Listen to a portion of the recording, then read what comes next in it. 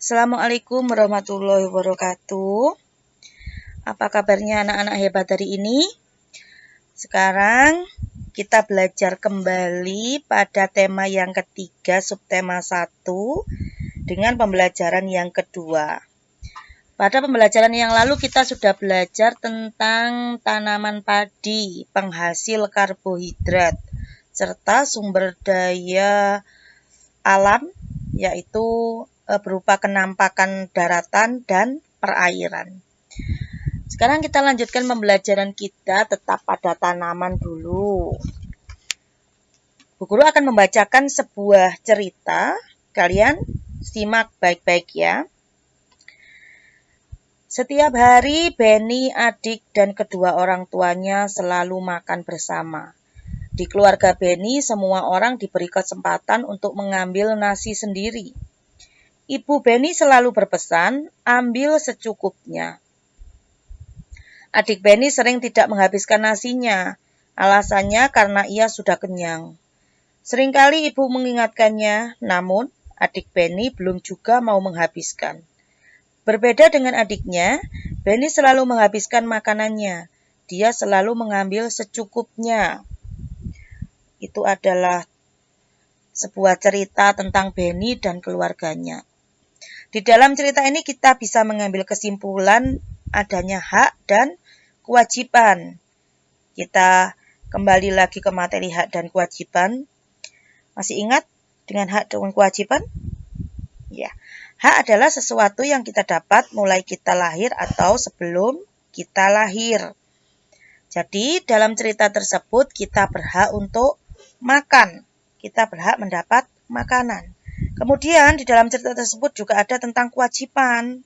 Apa kewajibannya? Jika kita sudah diberi makan oleh orang tua kita harus berkewajiban menghabiskannya. Karena itu merupakan bentuk menghargai dan rasa syukur terhadap makanan yang sudah didapat dari jerih payah kedua orang tua kita. Selain makanan, kita juga berkewajiban yang lain. Kita tidak boleh membuang-buang makanan. Karena di luar sana banyak orang yang butuh makanan.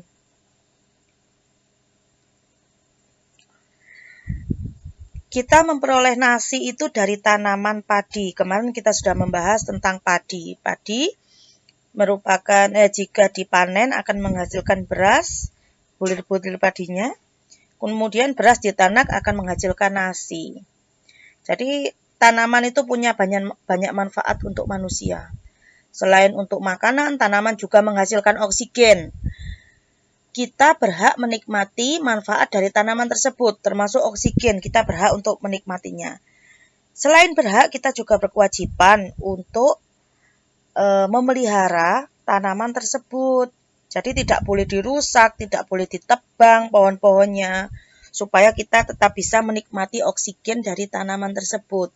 Itu salah satu kewajiban dari tanaman yang harus kita jaga. Kita kembali ke cerita dari adik Benny. Adik Benny suka membuang-buang makanan. Bayangkan kalau semua orang seperti adik Benny, berapa banyak nasi yang terbuang sia-sia setiap hari? Berapa banyak sumber daya alam yang akan terbuang dan energi yang akan terbuang juga. Jadi kita berkewajiban untuk tetap memanfaatkan energi. Sekarang kita lihat proses dari nasi. Sebelum menjadi nasi, pada pembelajaran yang pertama kita sudah mempelajari tentang menanam padi. Yang pertama harus dibajak dulu. Kemudian padi ditanam pada hari ke-21 sampai 30 hari. Jadi setelah sawah dibajak, kemudian sawah tersebut lahan padinya itu harus dibiarkan selama 2 sampai 3 minggu. Baru boleh ditanami padi. Kemudian padi berbiji pada hari ke-100. Hari ke-100 ini 3 bulan lebih 10 hari. Karena dalam 1 bulan ada 30 hari. Jadi kalau 100 hari dibagi 30 hari dapat 3 bulan lebih 10 hari. Kemudian padi dipanen pada hari ke-120, diambil dari sawah, dijemur, digiling, dan biji padi siap jadi beras pada hari ke-132. Jadi padi prosesnya itu selama kurang lebih 4,5 bulan. 4 bulan 15 hari itu padi siap dimakan. Wah, dengan proses yang cukup lama 4 bulan, apakah kamu tega membuang nasi? Jangan ya. Mulai hari ini usahakan jika mengambil nasi, ambillah secukupnya dan habiskan. Kalian juga harus menghargai orang tua kalian dalam bekerja dan membeli nasi tersebut, karena bekerja itu juga berat, ya. Sekarang coba perhatikan gambar berikut. Gambar A merupakan situasinya ada di dalam hutan, yaitu pohonnya ditebang ya. 3 orang sedang menebang pohon. Gambar B ada seorang anak perempuan yang sedang menanam tanaman. Sedangkan gambar C ada seorang anak laki-laki yang mencabut tanaman yang baru saja ditanam. Sekarang diskusikan dengan kelompokmu. Pertanyaan yang pertama, apa yang dilakukan orang pada gambar A? Gambar A tadi kita lihat, orang sedang menebang pohon sembarangan. Kemudian pada gambar B, apa yang sedang dilakukan orang tersebut? Pada gambar B, ada anak perempuan sedang menanam pohon. Sedangkan gambar C, ada seorang anak laki-laki yang sedang mencabut tanaman yang baru saja ditanam. Selanjutnya, apa tindakan tersebut baik? Gambar A ya, tadi menebang pohon sembarangan merupakan tindakan yang tidak baik. Mengapa? Karena jika pohon ditebang sembarangan akan terjadi 1. Banjir. Yang kedua, kita akan kekurangan oksigen karena tumbuhan hijau adalah penghasil oksigen. Yang ketiga, resapan air akan berkurang. Kemudian gambar B, apa tindakan itu baik? Lanjutkan sendiri dengan kelompokmu, silakan diskusikan. Ada 2 lembar ya, ini lembar pertama dan ini lembar kedua. Nah, itu tentang hak dan kewajiban. Sekarang kita lanjut ke tanaman yang padi tadi. Tanaman padi, butir-butir padi, setelah dipanen kan ada butir padinya. Itu bisa dijadikan sebagai kolase.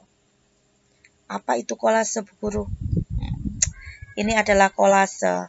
Kolase merupakan cabang karya seni tempel pada permukaan gambar, meliputi kegiatan menempel potongan-potongan kertas atau material lain.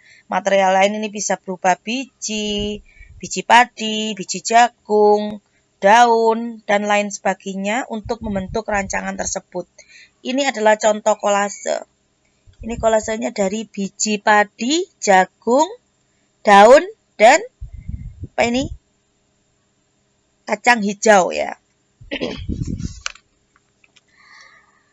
Karya seni kolase ini dibuat dari berbagai bahan, bukan hanya padi, jagung, dan daun, tapi bisa juga dari bahan kertas, koran, foto, pita, kayu, logam, dan barang bekas lain. Misalnya kertas polos juga bisa. Kolase ini dibuat dengan bahan fisik atau gambar elektronik yang ditempel. Jadi latar belakangnya bisa jadi digital. Jadi kolase ini memanfaatkan beraneka jenis barang yang tidak terpakai dan menghasilkan karakter yang unik dan menarik. Kolase ini dibedakan menjadi dua yaitu kolase 2 dimensi dan kolase 3 dimensi. Itu fungsinya yang berbeda-beda. Kemudian kita lihat Nah, ini adalah unsur-unsur seni rupa yang terdapat pada kolase. Yang pertama, titik dan bintik.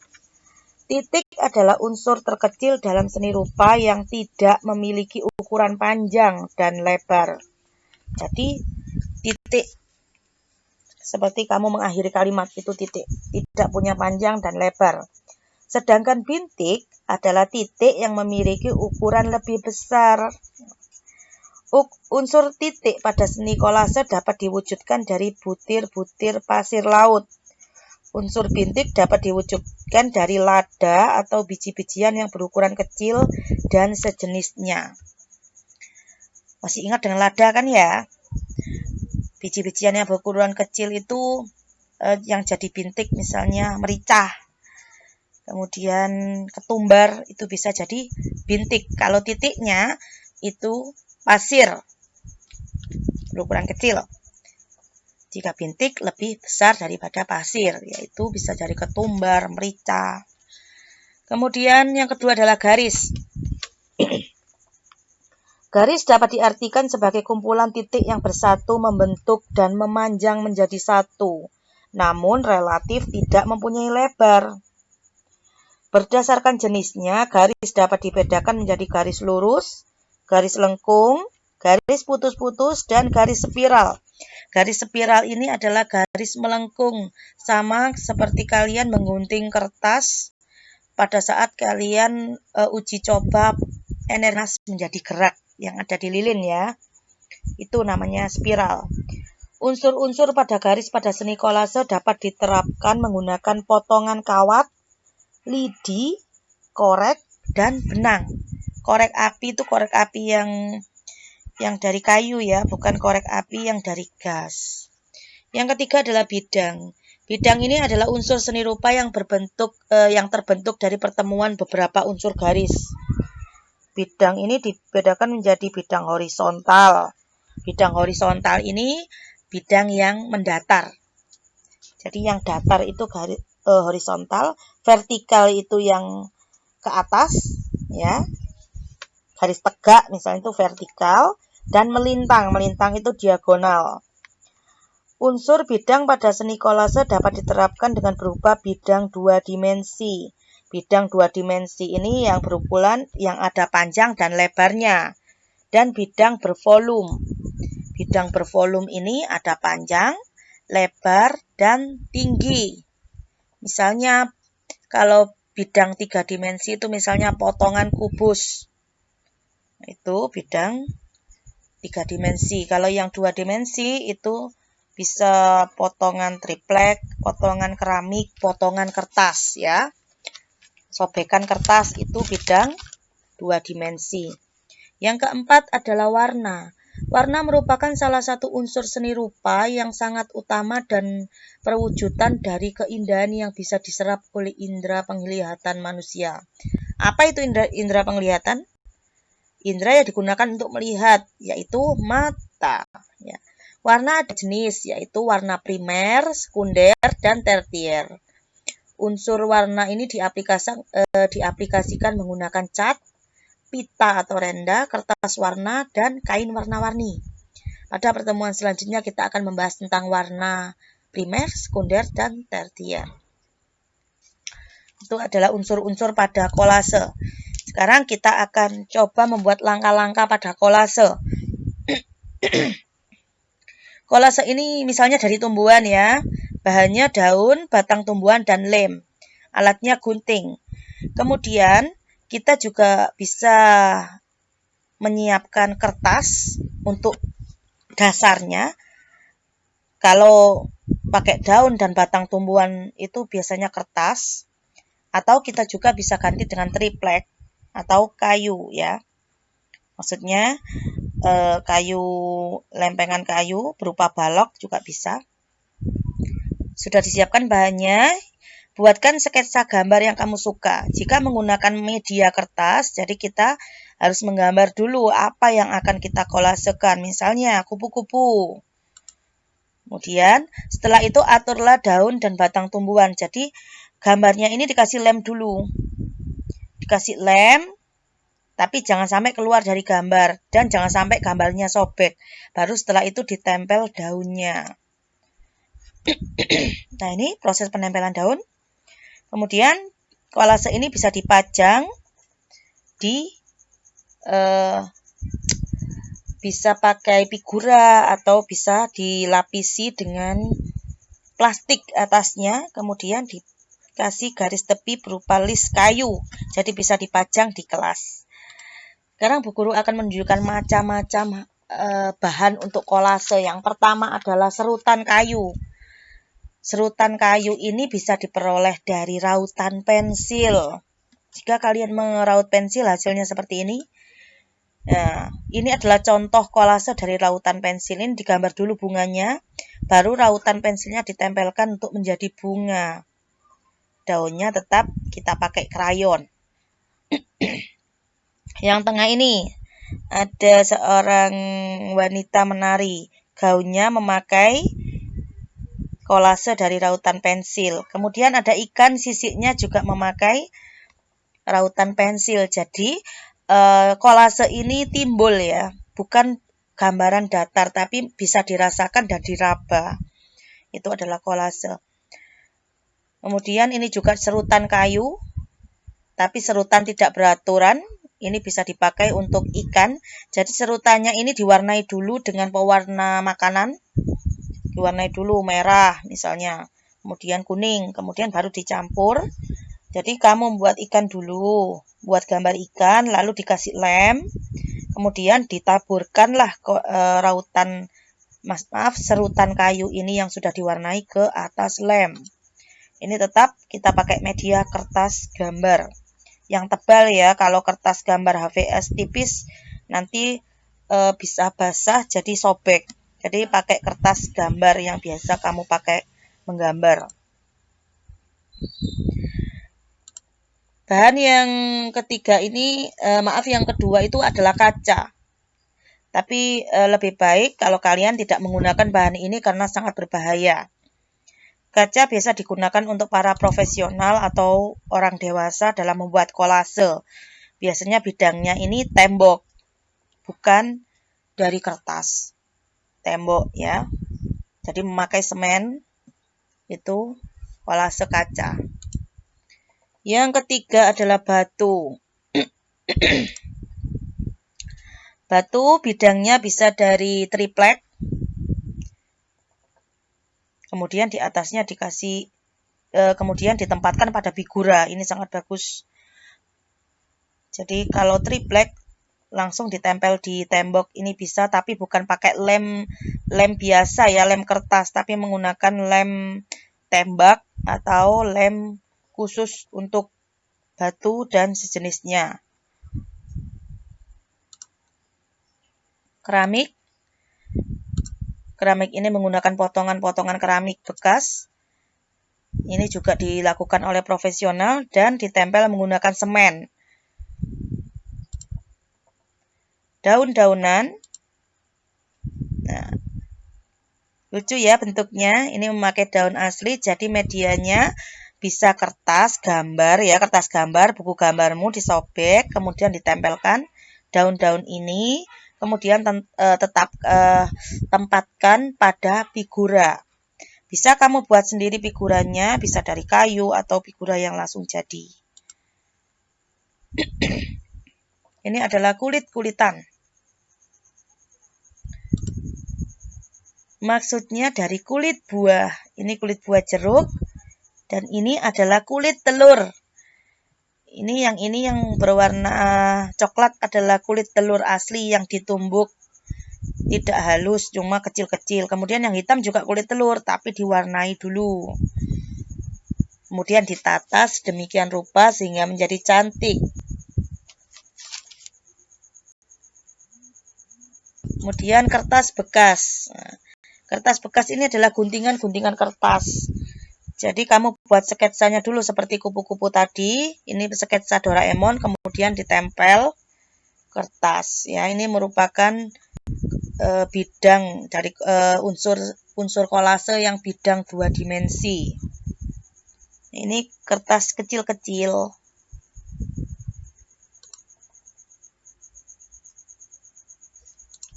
Kemudian biji-bijian. Tadi ya sudah menggambar kupu tapi ditempel daun, sekarang ditempel biji jagung dan kacang hijau. Kemudian ini adalah kuaci ya, biji matahari. Yang ini kedelai.